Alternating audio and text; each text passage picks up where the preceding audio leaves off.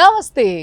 ఈరోజు మన డైల్ న్యూస్కి సీదీ బాత్లా సీదా మాట్లాడేటందుకు ఒక గెస్ట్ నా ముందున్నారు. ఆయన ఎవరో తెలుసా? ఆయన గురించి చెప్పాలంటే అసలు మాటలే చాలు. అస్సలు మాస్కి అమ్మ మొగుడు ఆయన, ఊర మాస్కి కేర్ ఆఫ్ అడ్రస్ ఆయన, జనంతోనే ఉండే మనిషి, జనమే ఆయన జీవితం అనుకునే వ్యక్తి. ఓడిపోయినా గెలిచినా ఎప్పుడు ఒకటేలాగా బతికే తీరైనది.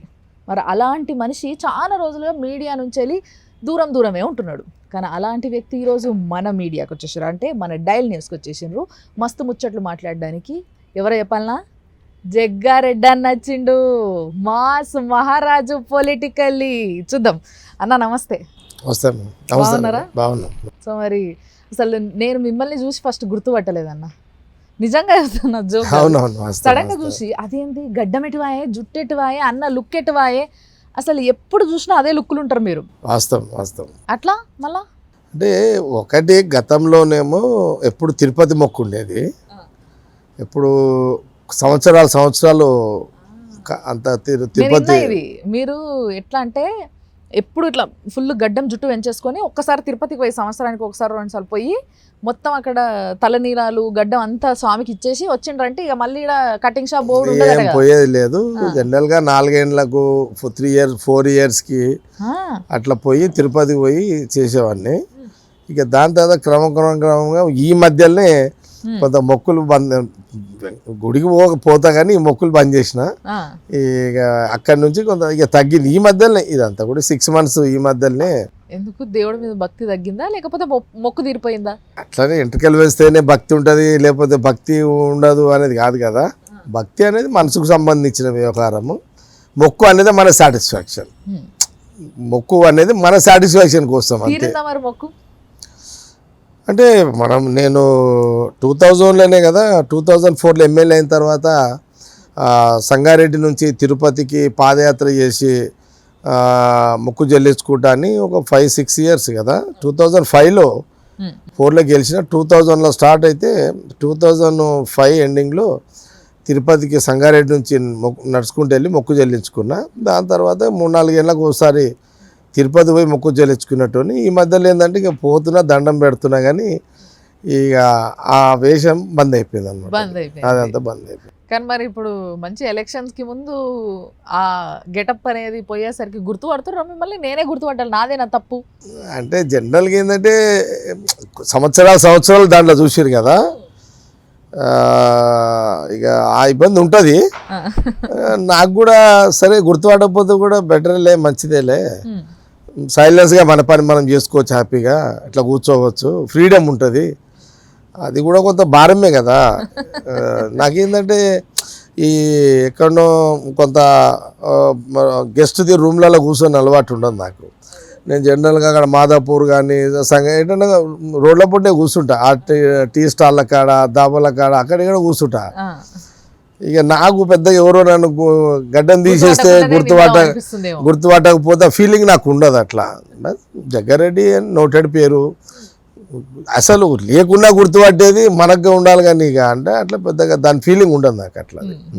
కానీ జగ్గారెడ్డి అనగానే అందరు ఇప్పుడు నేను కూడా ఇందాక ఇంట్రోలో చెప్పినట్టుగా జనంతో ఉండే మనిషి, జనమే జీవితం అనుకునే మనిషి. కానీ చూస్తే చాలా సింపుల్గా, అంటే ఒక పొలిటీషియన్, ఒక ఎమ్మెల్యే, ఒక స్థాయికి ఉన్న వ్యక్తి, ఒక సీనియర్ పొలిటీషియన్ అయ్యుండి కూడా ఆ లుక్ కనిపించదు అసలు. అంటే ఆ మెయింటెనెన్స్ కూడా ఉండదు మీ దగ్గర. మీరు అట్లా ఫుల్ ఇట్లా టిప్ టాప్ తయారయ్యి ఇట్లా కార్లకి వెళ్ళి అడుగు పెట్టినామా, ఇట్లా ఫుల్ క్యాషియర్ లాగా కనబడ్డామా అన్నట్టు ఏం ఉండదు. చాలా సింపుల్గా ఉంటారు మీరు. కానీ ఇదంతా ఒక నాటకం, మస్తు పైసలు ఉన్నాయి నా దగ్గర, కానీ ఉత్తిగా బయట అట్లా అవతారం అంతే, అది ఒక అవతారం అని కొందరు అంటున్నారు. మీరేమంటారు? అంటే మీరు అడిగిన ప్రశ్న తప్పనికి కూడా లేదు. ఈ భూమి మీద అందరూ మనం నచ్చాలని లేదు కదా, అందరూ మనల్ని అనుమానించాలని లేదు, అందరూ మనల్ని అభిమానించాలని లేదు. ఎన్నో వేల లక్షల కోట్ల జనాభా బుర్రలు, రకరకాల అభిప్రాయ రుచులు ఉంటాయి. కాబట్టి భిన్నమైన ఆలోచనలు ఉండొద్దని మనం అనలేము. ఎవరో మన మీద ఏదో నెగిటివ్ ఉందని మనం ఏం ఫీల్ కావాల్సిన అవసరం లేదు. ఈరోజు నెగిటివ్గా ఇప్పుడు సపోజ్ మీరు అడిగిన ప్రశ్నలోనే ఇప్పుడు చాలామంది ఏమనుకుంటారంటే జగ్గారెడ్డి దూరంకించి చూస్తే గంభీరంగా ఉంటాడు, వాళ్ళ మీద వీళ్ళ మీద దూసుకు పడతాడు. బహుశా ఈయన పెద్ద రౌడీ అనగానో గుండగాడ లేకపోతే పెద్ద తాగుపోతాను అనుకుంటారు, అంతా బాగా తాగుతాడని అనుకుంటారు. యాక్చువల్గా అసలు మీకు తాగే అలవాటు లేదు. నాకు తాగే అలవాటే లేదు. మరి నేను దానికి ఎంతమంది చెప్పగలుగుతా? నేను తెలంగాణ ప్రజలకు, తెలుగు ప్రజలకు నాకు తాగుడు అలవాటు లేదని నేను ఎంతమంది చెప్పగలుగుతా? చెప్పాల్సిన ఆ పరిస్థితి రాదు కదా. కానీ అవతల వాళ్ళు అనుకుంటారు, నా ఒక నన్ను చూసి అనుకుంటారు. అవతల వాళ్ళు ఏమనుకుంటారు అంటే, అరే ఈయన బాగా డ్రింక్ అలవాటు ఉన్నట్టుంది, ఆ ధైర్యం ఉన్నట్టుంది అంటారు. అది వితౌట్ ఆల్కహాలే నా ధైర్యం అనమాట. ఆల్కహాల్ చిన్న ఉన్నప్పటి నుంచి నాకు మొదటి నుంచి అలవాట్లేదు. అసలు టేస్ట్ కూడా చేయలేదా మీరు ఇప్పుడు? లేదు, ఎప్పుడు లేదు. ఎప్పుడు లేదు. అయ్యా, మరి ఎట్లా భూమి మీద ఒక వస్తువుని, ఒక పదార్థాన్ని మీరు టేస్ట్ చేయలేదు అంటే మీరు అనేది పాయింటే. మనకు సృష్టిలో అన్ని అనుభవించడానికే ఉన్నాయి. తప్పుగా తాగుడు కూడా, అట్లనే ఎక్కువ తాగుడు తప్పు అంటాం. ఎగ్జాక్ట్లీ. తాగుడు తప్పు కాదు, ఎక్కువ తాగుడు తప్పు. అయితే మీరు చెప్పుండ్రి, తాగుడు తప్పు కాదు, ఎక్కువ తాగుడు తప్పు. ఈ కాన్సెప్ట్ బాగానే ఉంది. మీరు తాగరు, కానీ వేరే వాళ్ళకి బాగా పోస్తారట కూర్చుండబెట్టి. లేదు లేదా? అసలు మరి కేసీఆర్ సార్ కి బాగా క్లోజ్ ఉన్నప్పుడు బాగా పోస్టోళ్ళట. లేదు, ఎందుకంటే కేసీఆర్ చాలా సీనియర్ నాయకుడు. నేను ఆయనతో కూర్చోగలిగిన ఇది నేను మున్సిపల్ చైర్మన్ ఉన్నప్పుడు సబ్జెక్ట్ ఇది. నేను టీఆర్ఎస్లో పోయినాక కాదు, నేను మున్సిపల్ చైర్మన్ 95లో. నేను 95లో మున్సిపల్ చైర్మన్ ఉన్నప్పుడు, నేను అప్పుడు బీజేపీ, ఆ రోజులలో బీజేపీ పెద్దగా పార్టీ కాదు కదా ఆ రోజులలో. మేము మా కష్టం మీద ఒక బ్యానర్ ఉండాలి కాబట్టి బీజేపీ మున్సిపల్ చైర్మన్ గెలిచిన తర్వాత ఆయన ట్రాన్స్పోర్ట్ మినిస్టర్, టీడీపీ గవర్నమెంట్ కదా, జిల్లా హెడ్ క్వార్టర్, ఉమ్మడి జిల్లాకు సంగారెడ్డి జిల్లా హెడ్ క్వార్టర్. కేసీఆర్ గారు 3 రోజులు అక్కడ ఉండేవాళ్ళు, విజిట్ రివ్యూస్ కోసం. జిల్లా మినిస్టర్ కదా వచ్చేవాడు.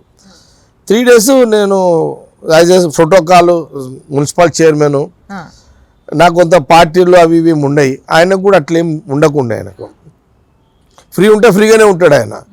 కాబట్టి మేము ఆయనకు లంచ్ టైంలో మేము లంచ్ చేసేవాళ్ళం తప్పితే ఈ వ్యవహారంలో కేసీఆర్ గారికి నాకు సంబంధం లేదు.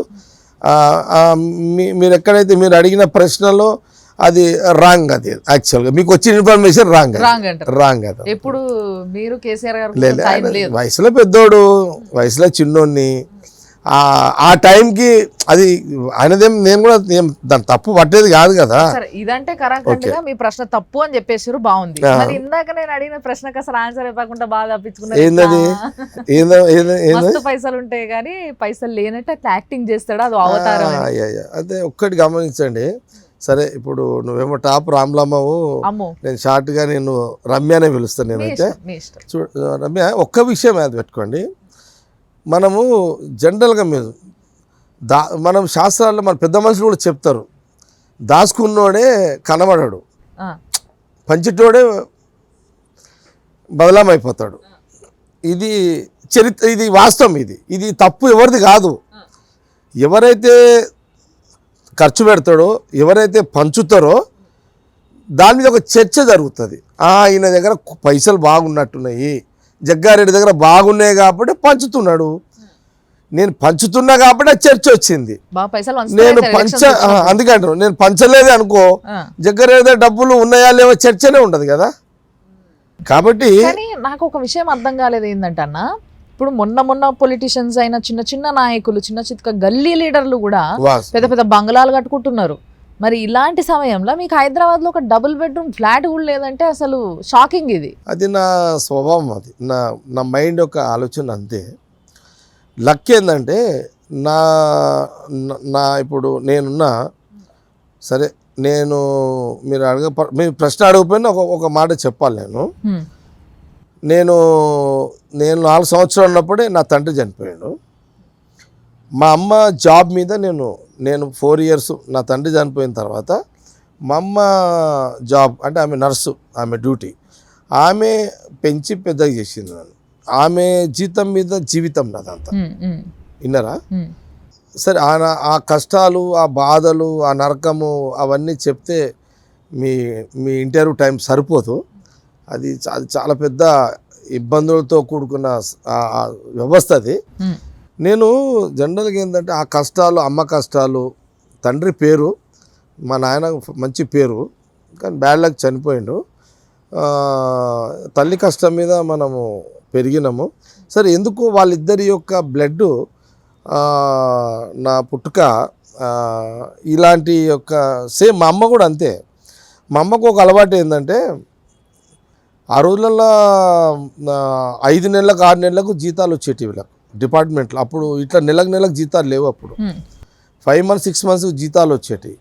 వెంగళరావు గారు సీఎం అయిన తర్వాతనే మంత్లీ శాలరీస్ వచ్చేది ఎంప్లాయీస్కి. అప్పుడు ఆ 4-5 ఏళ్ళల్లో మేము ఉన్నప్పుడు దినాలు లేనప్పుడు ఉండాల్సిందే. అలాంటి జీవితం గడిపిన వాళ్ళం. అన్నీ చూసినా ఇవన్నీ అందరూ చాలామంది చూస్తారు, అందరూ మర్చిపోతారు, జగ్గారెడ్డి మర్చిపోలేడు అంతే. కాబట్టి జగ్గారెడ్డి అనే వ్యక్తి అంటే నా తండ్రి పేరు కూడా జగ్గారెడ్డి. కాబట్టి ఆ జగ్గారెడ్డిగా కొడుకుగా, మా తల్లి జమాయమ్మ కొడుకుగా ఈ సమాజంలో ఒక మంచి పేరు, 10 మంది ఎంతోమందికి సేవ చేయాలి, ఎంతోమందిని ఆదుకోవాలి, ఎంతోమంది పేదవాళ్ళని ఆదుకోవాలి, ఒక మంచి పేరు తెచ్చుకోవాలనే లైన్ నా నిర్ణయమే, నా బ్లడ్లో ఉన్న ఒక ఆలోచనే ఇక్కడ దాకా తీసుకొచ్చింది. ఇంకెక్కడి దాకా తీసుకుపోతుంది.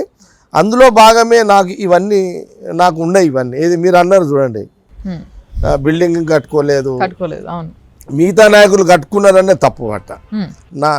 నా మైండ్, నా ఆలోచన ఇది కాబట్టి నేను ఇట్లున్నా. నాకు తగ్గట్టు నా భార్య, నా పిల్లలు అట్లే ఉంటారు. ఇప్పటికైతే ఇది అట్లనే పిల్లలకు చేయకుండా ఏదో ఒకటి చెయ్యాలి. ఇప్పటికైతే స్టిల్ రోడ్డు మీదనే ఉన్నా నేను, కానీ చెయ్యాలి ఒక నమ్మకం. ఏదో ఒక రోజు పద్ధతిలోనే మనం ఏం చేసినా లీగల్గానే పోవాలి. ఇల్లీగల్గా అది ఎప్పటికైనా న్యూసెన్సే.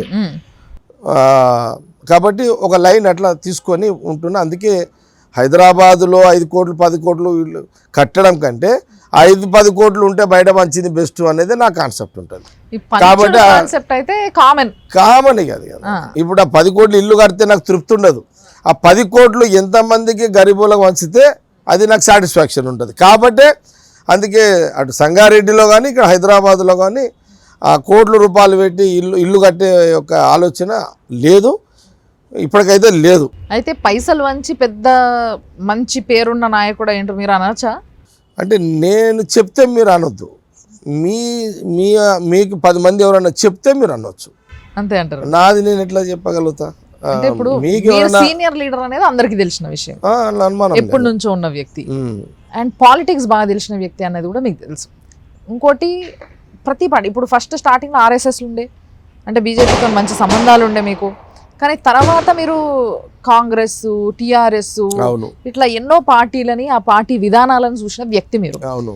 ఇలాంటి వ్యక్తి ఈ రోజుకి కూడా ఇంతే సింపుల్గా ఉండడం అనేది జనాలకి స్టిల్ ఒక డౌట్ అన్నట్టు. ఎట్లా అంటే ఈయన యాక్టింగ్ చేస్తున్నాడా జనాల మధ్యన, లేకపోతే నిజంగానే లేవా ఆయన దగ్గర ఉంటే జనాలకు పెడుతున్నాడు కావచ్చు, కానీ మీరున్నట్టు మీ ఫ్యామిలీ మెంబర్స్ అందరు ఉండాలని, వాళ్ళు యాక్సెప్ట్ చేయాలని ఏం లేదు. కొట్లాడ చూడ మీతోని అట్లా పెడతావు, నువ్వు మమ్మల్ని కనలేవా, నన్ను పెళ్లి చేసుకోలేవా అనే మాట ఎవరికైనా వస్తుంది. అట్లాంటి మాట వచ్చినప్పుడు డెఫినెట్లీ ఆగాల్సి వస్తుంది మీరు ఎక్కడో ఒక దగ్గర. ఒకటి, నా భార్య అడగబోవడానికి కారణం ఏంటంటే, నేను నా భార్య అంటే వాళ్ళ ఫ్యామిలీ, మా అమ్మ, నేను జట్టి నాగేశ్వరరావు గారు అని నా ఫ్రెండ్ కుసుమ్ కుమారు సంగారెడ్డి కట్టకొమ్మ అనే దగ్గర ఉంటారు టౌన్లో, అక్కడ కిరాయికి ఉన్నాం. వాళ్ళ ఇంట్లో వాళ్ళు కిరాయికి, నేను కిరాయికి ఉన్నాం. అది అప్పుడు బహుశా 4-5 ఏళ్ళ నుంచే క్రమంగా మా ఇద్దరు పరిచయాలు పెరిగి మేమిద్దరు మ్యారేజ్ చేసుకున్నాం. ఓకే, మ్యారేజ్ చేసుకున్నాం. జగ్గారెడ్డి ఏంటో ఆమెకు పూర్తిగా తెలుసు. లవ్ మ్యారేజ్ అవుతుంది అంతే కదా. ఆ జగ్గారెడ్డి ఆమెకు తెలుసు, ఎందుకంటే హై స్కూల్లో చూసింది, ఇంటర్మీడియట్లో చూసింది, ఇంటర్మీడియట్కి ఆపేసినా కానీ చూసింది, కౌన్సిలర్గా చూసింది, చైర్మన్గా చూసింది, 3 టర్మ్లు ఎమ్మెల్యేగా చూసింది. ఎమ్మెల్యే అయినాక పెళ్లి చేసుకుందా? లేదు, నేను మున్సిపల్ చైర్ ఉన్నప్పుడు పెళ్లి చేసుకున్నాం ఇద్దరం. అప్పటిదాకా మా ఇద్దరిది ప్రేమాయణం నడుస్తుంది. దాని తర్వాత నేను మున్సిపల్ చైర్మన్ కాగానే మ్యారేజ్ చేసుకున్నాం. 98లో మ్యారేజ్ చేసుకున్నాం. మొదటి పాప జయరెడ్డి, మొదటి సంతానం జయరెడ్డి, రెండో వాడు భరత్సాయి రెడ్డి. కాబట్టి మీరు మీ ప్రశ్న ఏదో కొంత మిస్ అవుతున్నా. అంటే యాక్చువల్గా అదే, వాళ్ళు అడగరా మిమ్మల్ని? అడగరు, ఇక వాళ్ళు అడగరు. ఎందుకంటే తెలుసు, నా కూతురు కూడా అంటది. నేను అప్పుడప్పుడు అంటుంటా, ఏదైనా మాట సందర్భం వస్తే ఇంట్లో రాత్రిపూట కూర్చుంటే, నీకు కూడా 5 కోట్లు, వాడికి ఒక 5 కోట్లు కడతా అంటే, ఇక నాన్న ఇవన్నీ చెప్పకలే, నా వయసు 25 ఏళ్ళు అయింది అంటే నా కూతురు అంటది. అమ్మ పిచ్చిది నమ్ముతుంది, ఇప్పుడు అమ్మకు 40 ఏళ్ళాయే, నువ్వు నాకు చెప్పాడు 10 ఏళ్ళాయే అంటుంది. ఇవన్నీ అంటే ఒకటి నా ఫ్యామిలీతో ఒకటే చెప్తా, కిరాయి ఇంట్లో ఉన్నా హ్యాపీగా ఉన్నామా లేదా. నేను ఇప్పుడు రెంటింట్లో ఉంటున్నా, ఇక్కడ హ్యాపీగానే ఉన్నాం కదా, సొంతది లేదనే కదా ఫీలింగు. సరే ఏదో ఒక రోజు వస్తుంది, కానీ అన్నిటికంటే ఏంటంటే నాకు ఇంటి వ్యవహారాలకు సంబంధించిన ప్రాధాన్యత ఉండదు. నాది ఎప్పుడు పబ్లిక్ మీదనే ఉంటుంది, పండుగల మీద, పబ్లిక్ మీద. ఎవరు అడుగుతారా, ఎవరు ఇబ్బందులు ఉంటుందా, ఎవరికి ఇస్తామా, నాకు దృష్టిలో వచ్చి అదే అది 24 hours పడుకున్నప్పుడే ఉండదు. మిగతా పొద్దున్న లేచిన సాయంత్రం వరకు ఇప్పుడు నా అలవాటు, మా ఫ్యామిలీ, నా భార్యకు అలవాటు అయిపోయింది, నా కూతురుకు అలవాటు అయిపోయింది, నా కొడుకు కూడా అలవాటు అయిపోయింది. హాస్పిటల్స్ ఎవరికైనా సరే ఇప్పుడు ఒక హాస్పిటల్లో 10,000 నుంచి 10 లక్షల ఖర్చు రాని ఒక ప్రైవేట్ హాస్పిటల్లో మా నోటీసులో వచ్చిందంటే మేమే చూస్తాం. ఇక మళ్ళీ మేము ఇట్లా వీడియోలు వేయడము, ఈ సోషల్ మీడియాలో చేయమట్లేదు. కానీ ఇంత సర్వీస్ చేసే వ్యక్తి, ఇంత పాపులారిటీ ఉన్న వ్యక్తి ఆ మధ్య కొన్ని రోజుల వరకు కూడా ఎందుకు అజ్ఞాతంలో ఉన్నారు? అసలు కారణం ఏంది? ఏమైనా రీజన్ ఉందా బలంగా? అంటే ఒకటి, మీరు ఇంతమంది అన్నారు రాజకీయంగా చాలా అనుభవం ఉన్నట్టుగా కనబడుతున్నది అని మీరు అడిగారు. వాస్తవం కూడా అన్నీ నేను మాట్లాడినా వ్యూహమే ఉంటుంది, మౌనంగా ఉన్న రాజకీయ వ్యూహమే ఉంటుంది, మాట్లాడకుండా ఉన్న రాజకీయ. అడుగుతా, ఇదే ప్రశ్న అడగాల. మిమ్మల్ని అధిష్టానం నువ్వు సైలెంట్గా ఉండు, నీ పని నువ్వు చేసుకొని పో అని చెప్పినందుకు కాముకున్నారా, లేకపోతే వీళ్ళతో ఎందుకు నాకు పంచాదు ఊకే అంటే ఈ కాంగ్రెస్ పార్టీలో వాళ్ళకి లొల్లు అవుతున్నాయి అని టాక్ నడుస్తుంది, ఆన్లల్లో గిట్లా ఏమన్నా ఈ అమ్మాయి పరిస్థితి పడగా నాకెందుకు అనుకోండి పక్క గిట్లా. ఈ 2 ప్రశ్నలకు నన్ను ఆపలేవు, ఈ 2 ప్రశ్నలు నన్ను ఆపింది కాదు. ఓకే, మరి ఇంకేంది రీజన్? అది సీక్రెట్. ఇదెక్కడ సీక్రెట్? సీక్రెట్ కొంచెం లీక్ ఇయరా? అసలు పాలిటిక్స్లో లీక్ అనేది వెరీ డేంజర్ అసలు. అయితే ఏమన్నా కొంచెం ఇన్యాక్టివ్ అయ్యి మెల్లమెల్లగా తప్పుకొని వేరే పార్టీ జంప్ కొడదాం అనుకుంటారా? ఎట్లా పోవాలంటే అడ్డమేముంది నాకు, వెళ్ళిపోవచ్చు. ఎవరు ఆపుతారు నన్ను? పోవాలనుకుంటే అడ్డమేముంది, వెళ్ళిపోతా కదా. బేసికల్గా మీకు ఒక క్లారిటీ ఇవ్వాలి. నేను బీజేపీ మున్సిపల్ కౌన్సిలర్ చైర్మన్గా ఉన్నప్పుడు కూడా ఆ రోజులలో కూడా జగ్గారెడ్డి అనేది ఆ పార్టీలో బాగా పెద్ద గుర్తింపున్న నాయకుడిని. ఆ ఏజ్లో కూడా నేను 19 yearsకే కదా మున్సిపల్ కౌన్సిలర్ అయింది, 25-26కే మున్సిపల్ చైర్మన్ అయినా. ఆ రోజులలో బీజేపీలో కూడా ఏంటంటే ఆ రోజు నన్ను రాజకీయంగా నేను 1999లో నేను టికెట్ అడిగిన, ఇది బీజేపీ ఎమ్మెల్యే టికెట్ అడిగితే నాకు ఇవ్వలే, వేరే వాళ్ళకి ఇచ్చారు. అప్పుడు నరేంద్ర గారు ఎంపీగా గెలిచారు, ఇంకో ఆయన ఎమ్మెల్యే గెలిచాడు. దాని తర్వాత వాళ్ళ లైన్ చేంజ్ అయింది, జగ్గారెడ్డిని ఇక్కడ ఉండొద్దు అని ఒక లైన్ తీసుకున్నారు. ఆ లైన్ తీసుకున్నప్పుడు వాళ్ళు అంటే నేను డామినేషన్గా బతికినోని, నేను ఇట్లా ఏదో రిజర్వేషన్లో లేకపోతే ఇంకేదో ఇట్లా కాదు నేను వచ్చినోని. మీకు ఎగ్జాంపుల్ ఒకటి చెప్తా, మీకు ఐడియా లేదు కాబట్టి ఆ ప్రశ్న అడుగుతలేరు. నేను ఏబీవీపీలో ఫుల్ టైం ఆర్గనైజర్ని, నేను సంగారెడ్డిలో. గోవర్ధన్ అని నాకు ఇన్ఛార్జ్ అనమాట, ఆ జిల్లా 2-3 జిల్లాలకు ఇన్ఛార్జ్ ఉంటుండే మాకు ఆర్గనైజర్. జనరల్గా బ్యానర్లు ఎప్పుడు కూడా బ్యానర్ మీద అఖిల భారతీయ విద్యార్థి పరిషత్ టౌన్ కన్వీనర్ అని వేసుకోవాలి, పేరు కూడా వేయద్దు. టౌన్ కన్వీనర్ అనేది బ్రాకెట్ చిన్నగా రావాలి, అది ఆర్గనైజేషన్ సిస్టమ్ అది. ఇది నిజంగా నాకు తెలియదు మీరు చెప్పేదాకా, అందుకే చెప్తున్నా. ఇది ఎప్పటిది మీకు, ఇది 45 years బ్యాక్ కథ చెప్తున్నాను. నా వయసు 57 ఏళ్ళు, నీకు ఇప్పుడు 45 ఏళ్ళ కథ చెప్తున్నాను నీకు నేను. అప్పుడు నేనేం చేస్తున్నానంటే, అంటే మీరు దాన్ని బట్టి అంచనా వేసుకోండి, ఇక నేను చెప్పేదాన్ని బట్టి అంచనా వేసుకోండి. ఇట్లా కాదు అని చెప్పి, కష్టం నాదే కదా. ఆ రోజులలో ఆర్గనైజేషన్ నడపాలంటే ఈ రోజు ఏముంది, ఇది ఏం లేదు ఈ రోజులలో. ఇప్పుడు ఎవరైనా నడుపుతాడు? ఆ రోజులలో మర్డర్లు, సంపుడు, ఎత్తుకపోవడు, ఎవడెప్పుడు పీక కోస్తాడో తెలియదు. అంతా పైల్వాళ్ళ రాజ్యం అదంతా. ఇప్పుడు పైల్వాళ్ళు వీళ్ళేం పని చేస్తారు? ఇప్పుడు అంతా టీవీలలో పైల్వాళ్ళు, వీళ్ళంతా సోషల్ మీడియా పైల్వాళ్ళు, ఈ వార్తలలో పైల్వాళ్ళు, అవన్నీ వర్జలుగా ఉంటుండే ఆ రోజులలో. ఎవడైనా అపోజిషన్ ఉంటే వాడిని వేసేస్తుంది. ఆ, ఆ కాలం కదా ఆ రోజులలో, అలా నా ఏజ్ వాళ్ళు. ఆ, అయితే నేనేం చేసిన దాన్ని అఖిల భారతీయ విద్యార్థి పరిషత్ అని అన్న దగ్గర తూర్పు జగ్గారెడ్డి ఆ, బ్యానర్ ఆ, కింద ఏబీవీపీ బ్రాకెట్లో, ఆ.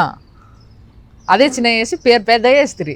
అంతే. అఖిల భారతీయ విద్యార్థి అంటే ఏబీవీపీని బ్రాకెట్లో తెచ్చిన తూర్పు జగ్గారెడ్డి అనేది హెడ్లైన్ అనమాట. ప్రతి బ్యానర్ అదే. ఇట్లా 2 నెలలు అయింది, 3 నెలలు అయింది, ఎలక్షన్ అయింది, కాలేజ్ ఎలక్షన్స్ వస్తున్నాయి. కాలేజ్ ఎలక్షన్లో జగ్గారెడ్డి బలపరిచిన ప్రెసిడెంట్ కమిటీ ఏబీవీపీ ఇది అనమాట. జగ్గారెడ్డేగా, నో బ్యానర్ కింద బ్రాకెట్. అదే ఒకరోజు మాకు గోవర్ధన్ అడిగాడు, అరే ఏం రా నువ్వు ఇదేం కొత్త కథ చేసినావు, ఇదంతా ఇది మన ఆర్గనైజేషన్ కాదు అని ఆయనకు కూడా కొంత బర్దాష్ కాగా అడిగాడు. నేను ఒకటే చెప్పిన, గోవర్ధన్ నువ్వు రేపు నీకు నా అవసరం తీరితే నువ్వు నన్ను నిలగొడితే నా పరిస్థితి ఏంటి? 2 ఏళ్ళు 3 ఏళ్ళు 4 ఏళ్ళు నా అవసరం ఉంటుంది వాడుతావు ఆర్గనైజేషన్లో. నువ్వు నన్ను నిలగొట్టేస్తావు, రేపు ఇంకొని తెచ్చి పెడతావు, మరి నా పరిస్థితి ఏంటి? ఆ రోజు అంత దూరం ఆలోచన చేసే ఆర్గనైజేషన్ సిస్టాన్ని ఉల్టాపల్టా చేసుకుంటూ నా వ్యవహారం. అందుకే జగ్గారెడ్డి తర్వాత బ్యానర్ తర్వాత జగ్గారెడ్డి అనేది నేను కాలేజ్ ఇంటర్మీడియట్లోనే స్టార్ట్ చేసిన సిస్టమ్ ఇది. ఓన్లీ జగ్గారెడ్డి పేరు మీదనే రాజకీయం నడిపించుకుంటూ వచ్చిన. మరి ఇప్పుడు మీరు అన్నారు కదా ఇందాక, అసలు రౌడీజం ఇవన్నీ ఏం చూసారు మీరు అంతా? అప్పుడు ఉండే అసలు కథ అంతా, ఇప్పుడు అంత ఉత్తి టీవీలకి అని. సో మీరు చూసింది, మీరు చేసింది చెప్పారా నాకు? నేను యాక్చువల్గా ఏంటంటే, నేను ఈ హింసకు దూరం. నేను అనుకోకుండా నేను గాంధీ మహాత్ముడు, ఆ రోజులలో మహాత్మా గాంధీ అందరికి తెలుసు, అప్పుడు అందరికి పిల్లలమే అందరికి తెలుసు, మొత్తము ఆయన చరిత్ర తెలుసుకుపోయినా ఆశయాలు ఆయనే, మహాత్మా గాంధీ ఆశయాలేనా. అయితే ఒక్కోసారి అయితే ఆ రోజులలో జగ్గారెడ్డి బాగా యాక్టివ్గా పనిచేస్తున్నాడు, లేపి వీని ఖతం చేయాలి, లేపాలి అన్నట్టు ఒకరోజు పోలీస్ స్టేషన్ పోయినా నేను. నన్ను ఒకసారి ఇట్లనే మర్డర్, అప్పుడు ఇంటర్మీడియట్లో, ఇప్పుడు ఈ ఎలక్షన్స్ అప్పుడు మీకు ఐడియా ఓయూ ఎలక్షన్స్ అవుతుండే ఆ రోజులలో, అన్ని మర్డర్లే కదా, సేమ్ ఆ టైం అదే కదా. మాతో కూడా జిల్లాలో ఏబీపీ అంటే పీడిఎస్యు, ఏఎస్ఎఫ్, రాడికల్స్, అప్పుడు ఈ ఎన్ఐసిఓ ఇవి లేవు. ఈ పొడుచుకున్నాడు చంపుకున్నాడు అంతా ఓన్లీ ఏబీపీ, ఈ రాడికల్స్ అసోసియేషన్సే ఉంటుండే మొత్తం. పీడిఎస్యు, ఏఎస్యు, ఏఎస్ఎఫ్, ఆర్ఎస్యు ఇవే ఉంటుండే అండి ఆ రోజులలో. ఇక ఎవడొచ్చి ఎవడు పొడుస్తాడు, ఎవడు చంపుతాడో, బయట పల్వాళ్ళు గ్యాంగులు మెయింటెనెన్స్, ఆ సినిమాలు కూడా తీస్తున్నారు కదా రోజులలో అప్పుడు. అయితే నేను ఆ రోజులలో అట్లా చేస్తే ఒకరోజు స్టేషన్కి పోయినా, పోలీస్ స్టేషన్ పోయినా. నేను ఫస్ట్ ఇయర్ అప్పుడు. అంటే ఎవరైనా అటాక్ చేస్తారు నన్ను, ఒక గ్యాంగ్ చేసి మర్డర్ చేస్తారు నిన్ను, బహుశా నువ్వు ఎక్కడ ఒంటరి దొరికి నేను చంపేస్తారు, ఒక టీం తిరుగుతున్నది అని. ఆ రోజులలో ఏంటంటే ఒక 5 మంది 10 మంది తాగి ఒక వెరైటీగా ఉంటారనమాట.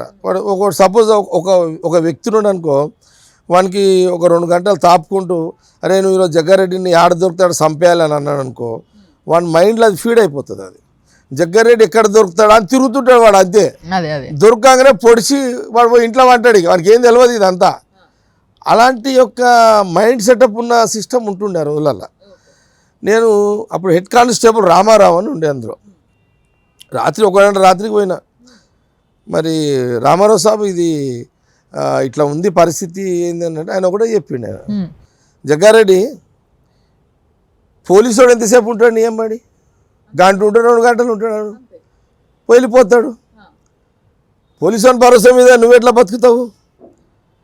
నేను మర్డర్ చేస్తే వచ్చి పంచనామాకు వస్తాను నేను, అంతే. కరెక్టే. అరే ఇది కూడా పాయింటే. ఆయన ఒక సలహా ఇచ్చిండు, నీ శక్తి నిన్ను కాపాడుతుంది, నీకు దమ్ముంటేనే పెట్టుకో ఈ పంచాయతీలు, నువ్వు దమ్ము లేకపోతే వదిలేసేసి. ఏం చేశారు మరి అప్పుడు? గ్యాంగ్ పెట్టిరా, అయిపోయింది అట్లనా అని. అయితే ఆ రోజులలో నా యాక్టివిటీస్ని చూసి ఏ పైల్వాళ్ళ అసుంటోళ్ళని చంపాలని చూస్తుల్లో వాళ్ళ పిల్లలు వాళ్ళందరూ ఉంటారు కదా, వాళ్ళందరూ నాకు బ్యాచ్ అయిపోయారు, నాకు ఫాలోవర్స్ అయిపోయారు. జగ్గారెడ్డి అంటే అది వేరే ఉండలే, అది అది అది అంటే అది కూడా అదృష్టం నాది. అంతే, అది నా గొప్పతనం కాదు, అదో రకమైన క్రేజ్ అది. అది ఒక అదృష్టం అంతే. ఆ వంతులు అట్లుంది నాకు, నా పుట్టుకలు అట్లుంది అంతే. అదేదో మనం ఏదో తోపులమనో తీసుమార్గాలమనో కాదు, మన కలిసి వస్తుంది అక్కడి నుంచి. అట్లా అట్లా అట్లా అట్లా అట్లా అక్కడున్న పైన వాళ్ళందరూ నా దగ్గరకు వచ్చేసారు మొత్తం. ఓ తిప్పేసారు అట్లా మొత్తం. తిప్పేసిన అంటే తిప్పడం ఇట్లా మంచితనంతో, ఎవరు గొడవలు పడవద్దు, ఎవరినోడు కొట్టొద్దు, పద్ధతితో పోవాలి. మరి తాగి నేను చంపాలని తిరిగేటోడు ఎట్లా మారుతాడన్న నాకు అర్థం కాదు. క్రమంగా వాళ్ళ ఆరోగ్యాలు ఖరాబ్ అయిపోయి, లివర్లు ఖరాబ్ అయిపోయి, పాటలు ఖరాబ్ అయిపోయి, కొందరు అట్లా చచ్చిపోతూ వస్తున్నారు. అంత అలా పోతుంటే కదా ఈ రోజు ఉన్నది రేపు ఉండదు. మొత్తం మీద మీకు విధి బాగా సపోర్ట్ విధి చేసింది. సహకరించింది. విధి నిర్ణయంలో సక్సెస్ఫుల్ జగ్గారెడ్డి. అదే విధి గొప్పతనమే. మనమేదో తోపులమని అనుకుంటే అది వేస్ట్. అదంతా విధి నిర్ణయంలో నేను సక్సెస్ అయినా. నా తల్లిదండ్రులు అలాంటి పుట్టుక నాకు ఇచ్చారు.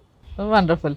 మరి మీరు రాహుల్ గాంధీ సార్కి బాగా దగ్గర అయినరు అంటే, ఇప్పుడు మనలాగా అంటే ఇప్పుడు ఈ తెలంగాణ లీడర్లు ఎవరన్నా అధిష్టానంలో పెద్ద వ్యక్తికి లేదా పార్టీ ప్రెసిడెంట్కి లేదా ఢిల్లీలో ఫోటోకాల్కే ఉంటుంది. అవును, వీళ్ళు డైరెక్ట్ గాలని మీట్ అవ్వడము అంటే మిమ్మల్ని చూడంగానే రాహుల్ గాంధీ సారు జగ్గా కేసేవో అని చెప్పేసి రిసీవ్ చేసుకుంటారట కదా మిమ్మల్ని. అవును, నేను చాలా హ్యాపీగా ఫీల్ అవుతున్నా కూడా. జనరల్గా ఏంటంటే రాహుల్ గాంధీ గారు అంటే నాకు అంటే వాళ్ళ ఫ్యామిలీ వేరు కదా.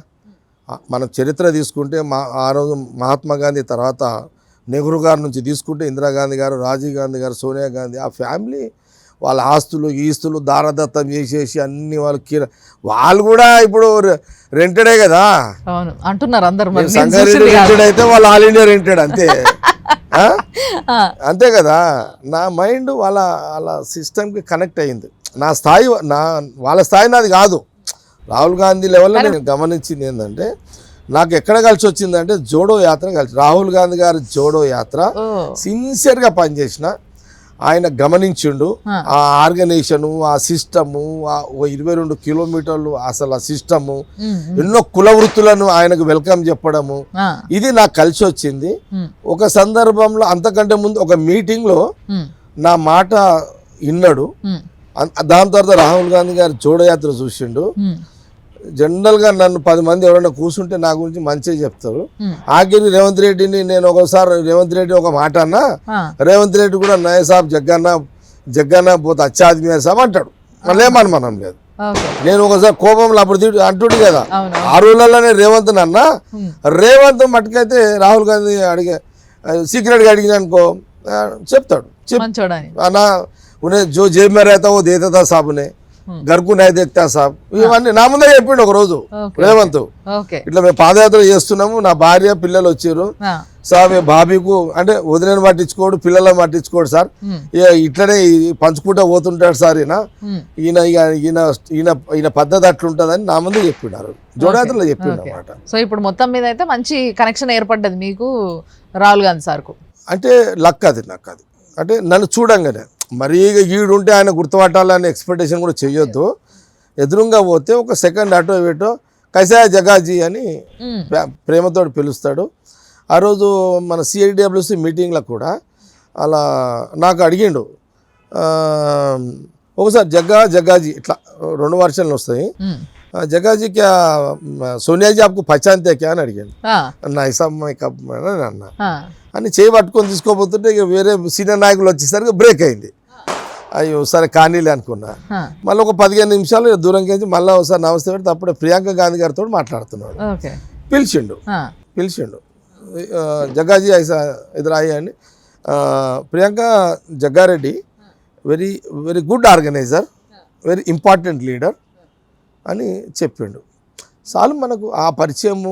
సీనియర్ లీడర్ అనే బిరుదు కన్నా ఇంపార్టెంట్ లీడర్ అనడం చాలా మంచి మాట. నాకు అదే హ్యాపీ. ఒక్కసారి ఇప్పుడు 2004 పోదామన్నా. 2004లో కేసీఆర్కి మీరు ఎట్లా దగ్గర అయినరు, ఎట్లా పార్టీలో చేరారు, అసలు ఏం జరిగింది? ఇక్కడ బీజేపీ నన్ను రాజకీయంగా ఒత్తేసేసారు. నేను పట్టుదల మనిషిని, కసి మనిషిని. ఎక్కడ అవమానం జరుగుతుందో అక్కడే సన్మానం పొందాలి నేను. దట్ ఈస్ నా లైన్ ఎప్పుడు అదే ఉంటుంది రమ్య.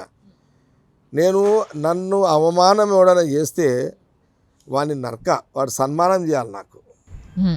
ఇది పెద్ద బీజేపీ నన్ను అవమానించింది, బీజేపీ లీడర్షిప్ నన్ను అవమానించింది. ఆ టైంలో గమ్ముల మీరు అన్నారు చూడింది 1 year ఇంట్లో కూర్చున్నాం. అవును అవును. అప్పుడు ఆర్థిక ఇబ్బందులు, ఎప్పటికీ ఆర్థిక ఇబ్బందులే, జీవితం అంతా అదేగా స్ట్రగుల్. అప్పుడు ఇప్పుడు ఇక ముంగడికి ఎట్లుంటుందో తెలియదు కానీ ఎప్పుడు జీవితం అంతా పైసలు అప్పులు చేసిరా, అప్పులే. ఎన్ని ఆ రోజులల్లో ఇక ఆ రోజులల్లో కాలేజ్ ఎలక్షన్స్ వస్తే నేను మున్సిపల్ చైర్మన్కి ₹1,00,000 అవసరము, ₹1,00,000 అవసరము. ఆ రోజుల్లో ₹20 ₹30 మిత్తి. ఆ రోజులల్లో మన దగ్గర ఏం లేవు కదా ప్రాపర్టీలు, మన ఏం లేదు, చెక్కులు వేయాలి అంతే. మన ఇల్లు లేదు, జాగ్రత్త లేదు, చెక్కులు ఇస్తాగానే అకౌంట్లో ఏముండవు, ఏముంటాయి మన ఏముంటాయి ఫార్మాలిటీ చెక్కులు. మున్సిపల్ చైర్మన్ ఎలక్షన్స్ వచ్చింది, ₹1,00,000 కావాలి. 3-4 అడిగిన, వాళ్ళతో కూడా లేవు. బిహెచ్ఎల్ పలానా వాళ్ళు ఇస్తారు తమ్మంటాం అంటే తీసుకురా. ఎంత మిత్తి? 25%. ఎంత? 5,000 ఖర్చులు పోతే 70,000 వస్తాయి, తీసుకురాపండి అని చెప్పిన. నాకేం తీసుకోలేదు. 25%? 25 రూపాయ? 25%. లక్షకు 30,000 కట్. వాళ్ళు పోయిర్రు. నా మాట నమ్మకం అంటే ఇది అంతే. టైం మనకు అట్లా కల్పించింది వాళ్ళని. ఎవరి ఆ 4-5 ఆ మిత్తి ఇస్తాడు కూడా దొరకాలి కదా, అంతే కదా. ఆడు కూడా ప్రాపర్టీ లేకపోతే ఆడేందుకు ఇస్తాడు, మరి లేదు కదా. 5-6 మంది నన్ను వాళ్ళు ఒక బిహెచ్ఎల్ పోయారు అనమాట. అలా ఒక ఆయన బిహెచ్ఎల్ అంజయ్ అని ఉంటాడు, ఆయన ఇప్పటికీ బిహెచ్ఎల్ ఎంప్లాయీ. ఆయన కిషన్ అని చనిపోయిన మధ్యలో, దుర్గయ్య అని ఒక ముద్రాజీ అని ఉంటాడు, ఆయన ఇట్లా బేతోల్ అని ఒక ఆయన కూడా చనిపోయాడు. వాళ్ళ కిషన్ భార్య లక్ష్మణ్, వీళ్ళందరూ ఉన్నారు ఇప్పుడు. వీళ్ళంతా టీం ఉన్నది. ఒకటి తిరుపతి అని ఇట్లా ఒక టీం ఉందన్నమాట. వాళ్ళు కొంత రిస్క్ చేసి బయట తెచ్చిస్తారు, వాళ్ళ డబ్బులు కావవి, బయటికేం తెచ్చి నాకు ఇష్టోళ్ళు. ఓకే, అది అట్లా మనకు భగవంతుడు ఆ రకంగా ఎవరో రకంగా మనకి. అయితే ఇక ఆ 70,000 తీసుకొచ్చి మా కమిటీకి ఇచ్చేసిన, ఎలక్షన్ ఎమ్మెల్యే మున్సిపల్ చైర్మన్ గెలిచిన. ఓకే, మరి ఈ రోజుకి కూడా అప్పులు ఉన్నాయా? అప్పులు అసలు అప్పులు లేకపోతే మీరు అప్పులు లేకపోతే ఎన్ని కోట్ల వరకు ఉంటాయి అప్పులు? అది ఇక చెప్పి బోర్ అయిపోయింది నాకే. అది అప్పుల గురించి కోట్లల్లో ఉంటుంది, కోట్లలోనే ఉంటుంది. అంటే ఇచ్చేటోళ్ళు మళ్ళీ ఎవరో కాదు, నాకు తెలిసిన 70%, 80% నా ఫాలోవర్సే, నా కార్యకర్తలే. మీకు అంత అప్పు పుడుతుందంటేనే మీరు గొప్పలు అసలు. అంతే కదా, నమ్మకము. జగ్గారెడ్డికి వస్తే 10 ఏళ్ళకి కాదు 20 ఏళ్ళకైనా ఇస్తాడు. ఇంకోటి వీళ్ళెవరు ఇంట్రెస్ట్ వాళ్ళు కాదు, అంత కార్యకర్తలే. ఇప్పుడు రాహుల్ గాంధీ గారి సభ 2017లో ఉత్తమ్ కుమార్ రెడ్డి గారు ఎట్లనే బయటపడే జగన్నా నువ్వు రాహుల్ గాంధీ గారు సక్సెస్ చేయాలని, పీసీసీ కాదు అప్పుడు, ఏం చేయాలో అర్థం కాలేదు. మా దగ్గర ఎంపీపీ అంజనేయులు అని ఉన్నాడు, సునీల్ అని నాకు ఫాలోవర్, పడంచెర్లు ఉంటాడు, నా భార్య. ఏం చేద్దామంటే మా అంజనేయులు ఆయన వాళ్ళ భార్య పేరు మీద ఒక 4-5 ఎకరాల్లో ఉంటే, అన్న ఇది అమ్మేసుకో, ఎప్పుడైనా ఉన్నప్పుడు కొన్ని లేదు ఎట్లనే అవుతుంది అని చెప్పి అటు ఇటు చేసి 5 కోట్లు చేసి రాహుల్ గాంధీ సభ సక్సెస్ చేసిన. ఇది 2017 చెప్తున్నా. ఇప్పుడు ఆ 5 కోట్లకు 10 కోట్ల మిత్తి అయి ఉంటుంది ఇప్పుడు. కానీ ఇప్పటిదాకా అంటే పీకల మీద వచ్చి కూర్చోరు. మంజనేలో చిన్న నా భార్య ఇప్పిమంటుంది అన్నాడు, అట్లా ఆ ప్రెషర్స్ లేవు కాబట్టి నేను సక్సెస్ అవుతున్నా. ఇంకో కేసీఆర్ అంటే అసలు తొడగొట్టే జగ్గారెడ్డి దెబ్బకి సైలెంట్ అయిపోయిండు, అస్సలు తొడగొట్టుడు లేదు, మాటనుడు లేదు. ఈ ఇన్సిడెంట్ తోని మిమ్మల్ని ఇది ఎప్పుడు పీకి పారేసిండు. వాళ్ళని ఏం చేస్తారు, నువ్వు అంతా సీన్ లేదులే వాళ్ళకు. జగ్గారెడ్డిని బెండ్ చేసే సీనే ఉండుంటే నాకు తెలియదా ఏమేం చేస్తారో వీళ్ళు. నేను ఓడిపోయిన 15, 16, 17 ఎప్పుడైతే రాహుల్ గాంధీ గారు సభ సక్సెస్ చేసినో సంగారెడ్డిలో, అప్పటి నుంచి హరీష్ రావు నిద్ర బంద్ అయిపోయింది. ఇది సబ్జెక్టు జిల్లాలో హరీష్ రావు మంత్రి, నేను జగ్గారెడ్డి, మా ఇద్దరి మధ్యలో నడుస్తుంది. ఉమ్మడి జిల్లాలో మా ఇద్దరి మధ్యలో నడుస్తుంది పంచాయతీ రాజకీయం, పొలిటికల్ ఫైట్ ఇది. ఆయనకు నా పర్సనల్ పంచాయతీలు లేవు, ఆయనకు నాకేమి నేనేమి పైరో చేస్తాను కాదు, ఏం లేదు. ఇది పొలిటికల్ ఫైట్ ఇద్దరికి కూడా. కాబట్టి ఇది ఎప్పటికి ఉంటుంది, అది పోదు. కానీ ఈ మధ్యలో నేను కొంత అందరి మీద బంద్ చేసుకున్నా. ఎందుకంటే సరే అది కూడా ఒక వ్యూహమే, మా వాళ్ళని తిట్టకపోవడం వ్యూహమే, వాళ్ళని తిట్టకపోవడం వ్యూహమే. సరే పోనీలే, కానీలే, ఏదో పోనీ అక్కడ పోనీలే అని ఒప్పుకుంటున్నాను అంతే, ఇంకేం లేదు. ఒక్కటే చెప్తున్నా రమ్య, జగ్గారెడ్డి వాడు దోస్తానాల బెండ్ అవుతాడు కానీ నన్ను ట్రిగ్గర్ చేస్తే, నన్ను టైట్ చేస్తే బెండ్ కాను.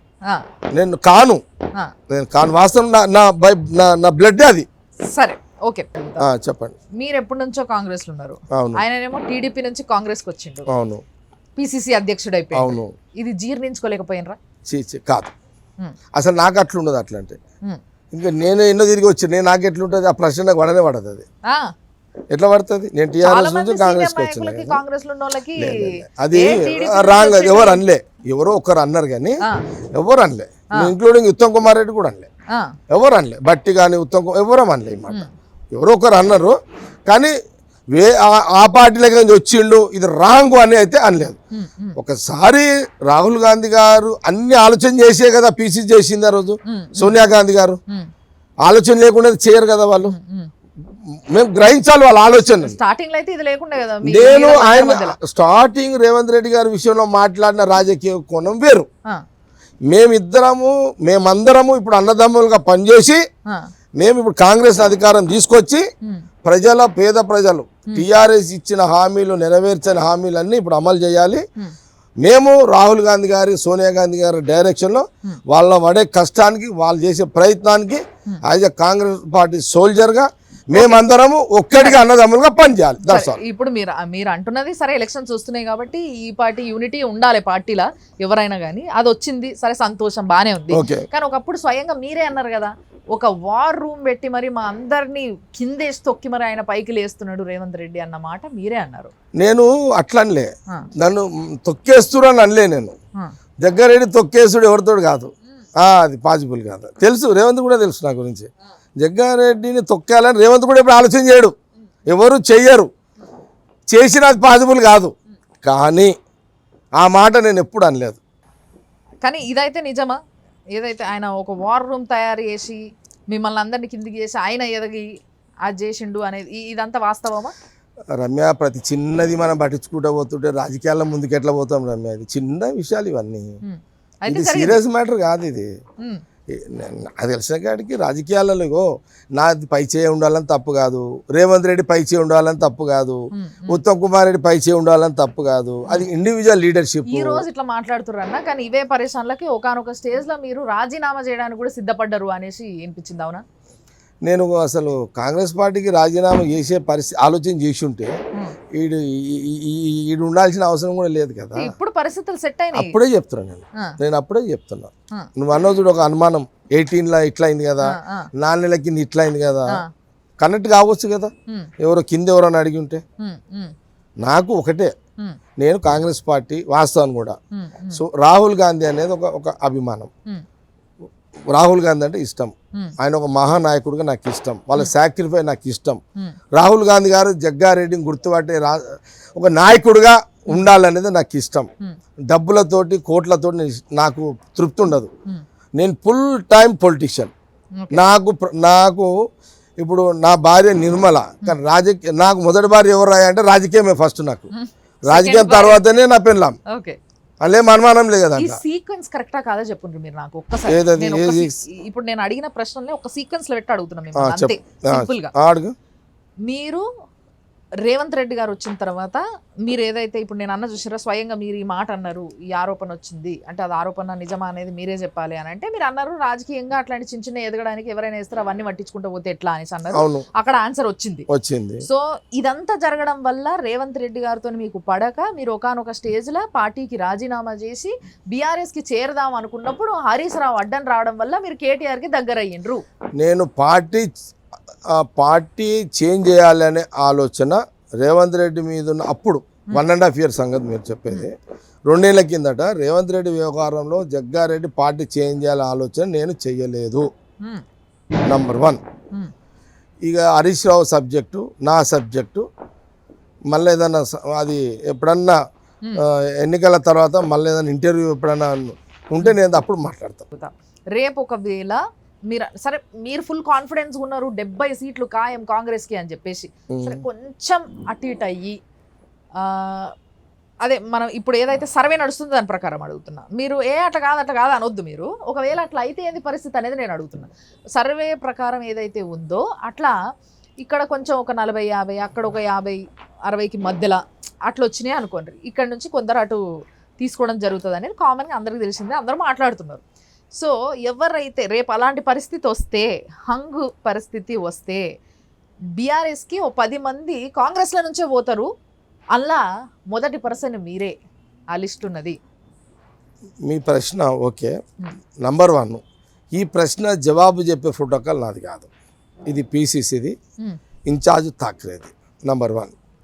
నంబర్ 2, ఇక ఫస్ట్ పోయే దాంట్లో నీ పేరే వినబడుతుంది అని అంటావు. నా టైం బాగలేదు, నా పేరు వినబడుతుంది. ఇక దానికి ఇక నేను కేసీఆర్ ఈసారి ఎలక్షన్స్ కి మొత్తం ఖర్చు పెడుతుండట కదా, అది చెప్తాను. అది కూడా.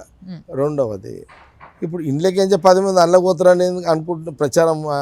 మీ ప్రశ్న అడుగుతున్నారు, అల్లకేంచే 10 మంది ఇండ్లకు రావచ్చు. ఈ రోజు ఇక్కడ బీఆర్ఎస్ లీడర్ ఉంటే నేను ఇదే ప్రశ్నని యాజ్ ఇట్ ఈస్ ఇట్లనే ఆల పార్టీకి 60 ఇంచ్ అడుగుతుండేనేమో. అదే వాళ్ళ ఇండ్లకు రావచ్చు కదా. నేను అదే అంటున్నా కదా, ఒకవేళ మీరు బీఆర్ఎస్ లీడర్ అయ్యి ఉంటే నేను అట్లా మాట్లాడుతుండే. అందుకే వాళ్ళే ఇండ్లకు వచ్చే అవకాశం ఉంటుంది. ఎందుకంటే ఈడున్న స్వతంత్రం అడిగిన దానికి మీరు చెప్పొచ్చు కదా, నాకు ప్రశ్న ఎందుకు చెప్తారు? అని నేను ఒక రాజకీయ నాయకుని, కాంగ్రెస్ పార్టీ వర్కింగ్ ప్రెసిడెంట్ని, ప్రెసిడెంట్ ఎమ్మెల్యేని, 3 సార్లు ఎమ్మెల్యేని. నేను అనే దాంట్లో కరెక్ట్. మీరు అడిగే ప్రశ్న తప్పు. మీ అనుమానాలు, మీ అడిగే ప్రశ్నలు, ప్రజల్లో ఇట్లా అనుమానాలు ఉన్నాయని మీరు అడుగుడు, నేను దాన్ని తప్పు పడతలేను. కానీ నా మనసులో ఉన్న మాట మీరు చెప్పేది, మీ ప్రశ్న రాంగు, నేను చెప్పేది కరెక్ట్ అని వాదించి హక్కు నాకుంది కదా. కాబట్టి కానీ అట్లా వాదించినా బాగుంటుంది. మీరు అట్లా వాదిస్తున్నా. టిపికల్ కాంప్లికేటెడ్ మీరు అనే దానికి అక్కడి నుంచి ఇటే రావచ్చు, ఆన్సర్ ఇస్తారు మీరు నాకు. అక్కడి నుంచి 10 ఇక్కడనే రావచ్చు అని నా అభిప్రాయం. నేను అదే అందుకే నేను ఈ ప్రశ్న అడగడానికి ముందే చెప్పిన మీకు. మీరు కాన్ఫిడెంట్ ఉన్నారు, 70 రావచ్చు, 60 రావచ్చు, ఎంతనా రావచ్చు. కానీ మీరు అనేది సెకండ్, బ్యాడ్ లా బ్యాడ్ కానీ నో బ్యాడ్. నేను రియలీ ఎందుకు చెప్తున్నా అంటే, రైతులు, మహిళలు, యూత్ ఏ సెక్షన్ గ్రామీణ ప్రాంతంలో ఉన్నారో వాళ్ళందరూ కనెక్ట్ అయిపోయారు. ఏది 2500కు మహిళకు, 500 గ్యాస్ సిలిండర్, 2 లక్షల రుణమాఫీ, 10 లక్షల ఆరోగ్యశ్రీ, 5 లక్షలు ఇల్లు కట్టుకోవడానికి, ఇవన్నీ కనెక్ట్ అయ్యారు జనాలు. దాని గురించి మాట్లాడుకుంటే అన్న ఇద్దరు మేనిఫెస్టోలు ఒక తీరే. ఓకే. కానీ నాకెందుకో నా విశ్వాసం, నా నమ్మకము, ఒకటే తీరున్న మేనిఫెస్టోకి మళ్ళీ పార్టీ మార్చడానికి ఉన్న పార్టీ 6 నెలల కిందట, నేను చెప్తున్నా 6 నెలల కిందట మీరు అన్న చర్చకు ఒప్పుకుంటా. ఏది 40 సీట్లు, 45, ఇప్పుడు కాదండి, ఇప్పుడు 70కి. నాకు నా సెన్సెస్ 6 నెలల కింద ఉన్న పరిస్థితి ఇప్పుడు లేదు. ఇప్పుడు లేదు. మీరు అడిగే ఇప్పుడు నేను 6 నెలల కింద, మీరు 6 నెలల కింద పిలిచి అడిగి ఉంటే ఇంటర్వ్యూ ఓకే అన్న, మీ ప్రకారం లేదు. ఓకే, మీ అకార్డింగ్లీ, జగ్గారెడ్డి అకార్డింగ్లీ అట్లా లేదు అని అనుకుందాం. కానీ 6 నెలల కింద పరిస్థితి ఉందని ఒప్పుకుంటున్నారు కదా మీరు. అట్లా అదే పరిస్థితి ఒకవేళ ఇప్పుడు ఉంటే ఇప్పుడు నేను చెప్పిన అన్ని నిజాలా? 6 నెలల కింద ఏముండే అంటే మాకు 40, 45, 50, 55 టిఆర్ఎస్ అనేది సర్వేలు. అదే అన్న, నాకు అది వద్దు. నేను ఇప్పుడు సర్వేలు అమ్మా, ఎవరికి ఎన్ని సీట్లు వస్తే నాకు వద్దు. మాకు 70 వస్తున్నాయి. మీరు 6 నెలల కింద రామ్లమ్మ మాకు 70 వస్తున్నాయి. సరే అన్న, నేను ఇక సెకండ్ థాట్ లేదు. 6 నెలల కింద పరిస్థితి ఇప్పుడు ఉండుంటే లేదు. నాకు నాకు ఆలోచన లేదు. నాకు కన్ఫర్మ్ గా చెప్తున్నా 70 వస్తున్నాయి. కేసీఆర్ మీకు తెలంగాణ ప్రజలు 70 ఇస్తున్నారు. కేసీఆర్ మీకు ఫండింగ్ చేస్తుండా లేదా ఎలక్షన్లకి పోటీ చేయడానికి? ఫండ్ నాకు ఇచ్చి వాళ్ళ క్యాండిడేట్ ఓడగొట్టుకుంటాడు ఆయన. ఓడగొట్టుకొని మిమ్మల్ని గుంజుకుపోతారు. రామ్లమ్మ ఎట్లా నువ్వు ప్రశ్న, ఇలాంటి నాయకుడు కావాలి కదా, మీలాంటి వాళ్ళ క్యాండిడేట్ ఓడగొట్టుకుంటాడు. అసలు ఈ కారణం మీద పోతా కదా అక్కడ. ఈ ప్రశ్నలతో నన్ను ఎందుకు నరకం చూపెడుతున్నారు మీరు అందరూ? ఇప్పుడు పోతే, ఇప్పుడు పోయినరు అనుకో మీరు. ఇప్పుడు ఒక జగ్గారెడ్డి లాంటి ఒక లీడరు, రామ్లమ్మ ఒక్క మాటను, ఒక్క నిమిషం, ఇన్ని రోజులు కాంగ్రెస్ నుండి ఇంత సీనియర్ నాయకుడు, ఇంత తెలిసిన వ్యక్తి ఎలక్షన్లకు ముందు బీఆర్ఎస్ లకు పోతే బిరుదు పడుతుంది మీ పైన. అరే బీఆర్ఎస్ లో చూసినావా ఆయన ఎలక్షన్లు అనగానే అటు దుంకుతాడు, ఇటు దుంకుతాడు అని. అదే ఒకవేళ ఎలక్షన్లు అయిపోయిన తర్వాత పోతే 5 సంవత్సరాలలో జనాలు మర్చిపోతారు కదా. రామ్లమ్మ ఒక్క మాటను, నేను 18లో పోయి ఉంటే హ్యాపీగా నా ఫ్యామిలీ, నా కార్యకర్తలు సుఖపడుతురు కదా. మొన్న 6 నెలల కిందట నువ్వు ఏదో పిలుపు వచ్చింది అంటే నిజంగా పిలిస్తే నేను పోయి ఉంటే నా ఫ్యామిలీ, నా కార్యకర్తలు, నా పబ్లిక్ హ్యాపీగా ఉంటురు కదా. ఇప్పుడు ఈడ ఉండి ఈడ గెలిచి మళ్ళా ఆడబోయి ఇది ఎన్నేళ్ళు నాకు ఈ అగ్ని పరీక్ష, ఎన్నేళ్ళు ఈ శీల పరీక్ష, ఎన్నేళ్ళు నాకు ఈ ప్రశ్నలు. ఈ కాలమే నిర్ణయించాలి, ఇది కాలమే నిర్ణయించాలి. ఇక ఇదంతా కాలమే నిర్ణయించాలి, ఇక కాలమే నిర్ణయించాలి. ఆ లిస్ట్ లో మీరు ఉన్నారా లేదా అనేది పక్కకు పెడదాం.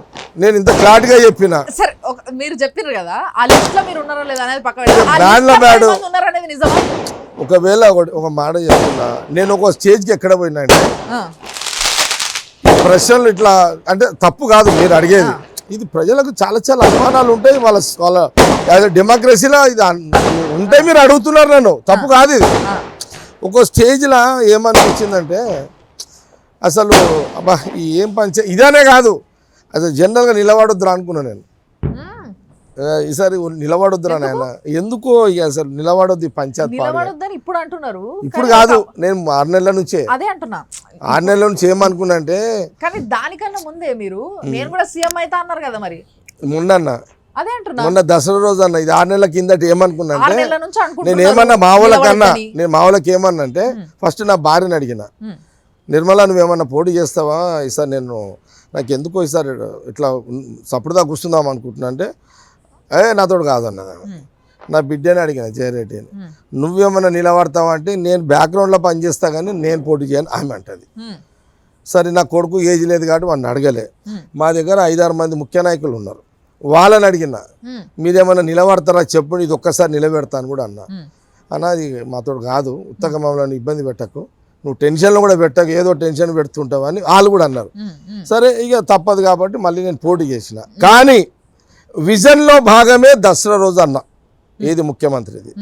నేను విజన్ లేకుండా అనలే, విజన్ వ్యూహం, ఆశ, కోరిక. విజన్ అంటే ఏదో చెయ్యాలి, ఈ రాష్ట్రంలో నా మైండ్లో ఉన్నాయి, చెయ్యాలి. నేను మున్సిపల్ కౌన్సిలర్ కాకముందు మున్సిపల్ కౌన్సిలర్ కావాలన్న ప్లాన్ చేయలే, మున్సిపల్ కౌన్సిలర్ అయిన తర్వాత మున్సిపల్ చైర్మన్ కావాలనుకున్నా, అయినా ఎమ్మెల్యే కావాలనుకున్నా 3 సార్లు అయినా. సో ఇప్పుడు సీఎం కావాలనుకుంటున్నారు, అది కూడా ఇప్పుడు 10 ఏళ్లకు 10 ఏళ్ల తర్వాత లోపల 10 years లోపల. ఎందుకంటే ఇప్పుడు ఆల్రెడీ రేవంత్ రెడ్డి ఉన్నాడు, ఉత్తమ్ కుమార్ రెడ్డి ఉన్నాడు, బట్టి ఉన్నాడు, ఇవన్నీ ఉన్నాయి. సార్ అధిష్టానం మిమ్మల్ని గుర్తించినట్రా, అరే ఈయన సీఎం క్యాండిడేట్, ఈయన సీఎం అవుతాడు, అంత సత్తా ఉంది, ఆ స్థాయి ఉంది జగ్గారెడ్డి. అధిష్టానము జగ్గారెడ్డిని గుర్తించిరా నాకు తెలియదు, కానీ గుర్తించాలని ఇంత షార్ట్ కూడా నేను ఎక్స్పెక్టేషన్ చెయ్యా. నేను ఇంకా 5 ఏళ్ళు అయినాక 5 ఏళ్ళు 10 ఏళ్ళ లోపు కదా నా పంచాయతీ, నేను దస్తేసింది 10 yearsకి. నేను ఇప్పుడు కాదు నా దస్తి, నాకు కొంత రియల్గా చెప్తే సీరియస్ మ్యాటరు. నాకు కొంత నేను పుట్టి పెరిగి నేను బతికిన ఈ సమాజంలో అనేక ఇబ్బందులు చూసినోనిగా, ఎప్పుడో ఒక రోజు కాంగ్రెస్ పార్టీలో రాహుల్ గాంధీ గారు ఒక 10 ఏళ్ల లోపు నాకు ముఖ్యమంత్రి అవకాశం వస్తే, నాకు విజన్ ఉంది, ఆ విజన్ అమలు చేయాలి, ఆ సీట్ ఎక్కిన నేను 10 ఏళ్ల లోపు ఖచ్చితంగా నేను ఈ రాష్ట్రానికి ముఖ్యమంత్రి అయితే 10 ఏళ్ల లోపు వాళ్ళకి ఆ నమ్మకం వస్తది అని మీరు అంటున్నారు అని అంటే, ఇప్పుడు జగ్గారెడ్డి రాష్ట్ర నాయకుడు మాత్రమే, ఒక కాన్స్టిట్యుయెన్సీకి మాత్రమే పరిమితం, ఈయన నేషనల్ లీడర్ కాదు అంటే మీరు ఒప్పుకుంటారా? ఒప్పుకుంటా, ఎందుకు ఒప్పుకోను? ఇప్పుడు సంగారెడ్డి ఎమ్మెల్యేని కాబట్టి ఒప్పుకుంటా. జగ్గారెడ్డి రాష్ట్ర నాయకుడు అవునా కాదా, రామ్లమ్మ ఇంటర్వ్యూ ఎందుకు చేస్తుంది? జగ్గారెడ్డి రాష్ట్ర నాయకుడు అనే ఇంటర్వ్యూ చేస్తుంది. నువ్వు రాష్ట్ర నాయకుడు అనే నేను అంటున్నా, కానీ నేను కాన్స్టిట్యుయెన్సీ ఎమ్మెల్యేనే. నువ్వు ఇప్పుడు అన్నావు కదా సీఎం అవ్వాలంటే రాష్ట్ర నాయకుడు అయిపోతే, అంటే ఎట్లా అంటే ఓన్లీ రాష్ట్ర నాయకుడు అయితే సరిపోదు, మొత్తం దేశం అంతా తెలవాలి, రాష్ట్రానికి సీఎం కావాలి. లేదు, అదే కదా దేశం అంటే రాహుల్ గాంధీకి తెలవాలి, ఒక్కరు తెలుసు చాలు. మల్లికార్జున ఖార్గే గారికి తెలవాలి, జగ్గారెడ్డి ఏంటిదో వాళ్ళకి తెలవాలి. అది నేను ఇంకా 10 ఏళ్ళు టైం పెట్టుకున్నా కదా, నాకు ఎవరితో కాంపిటీషన్ లేదు ఇక. విన్నారా? అంటే ఈసారి ఎన్నికలు అయిపోయిన తర్వాత మీ రేసు దేని వెనకాల ఉంటుంది అంటారు? అయితే దీని వెనకాలనే ఉంటుందా, ఇంకేమైనా ఉన్నాయా?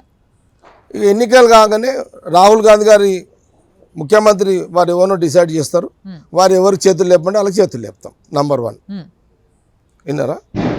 తప్పకుండా ఒక మంచి అడుగుడు తప్పు కాదు కదా, ఇస్తారా ఇయ్యరా తర్వాత సంగతి.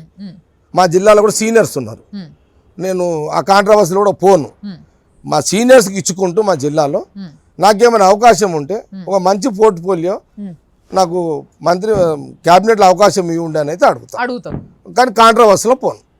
ఇది తీసుకుంటా, లేకపోతే ముఖ్యమంత్రి పాలన చేయిస్తా ప్రజలకు. ఏ మినిస్టర్ అవ్వడానికి అర్హత ఉందంటారు మీకు? అంటే ఏ దానికి మీరు? నాకు ఫస్ట్ నాకు గవర్నమెంట్ చాలు ఫస్ట్, ఈ మంత్రుల కంటే అది వచ్చినాక.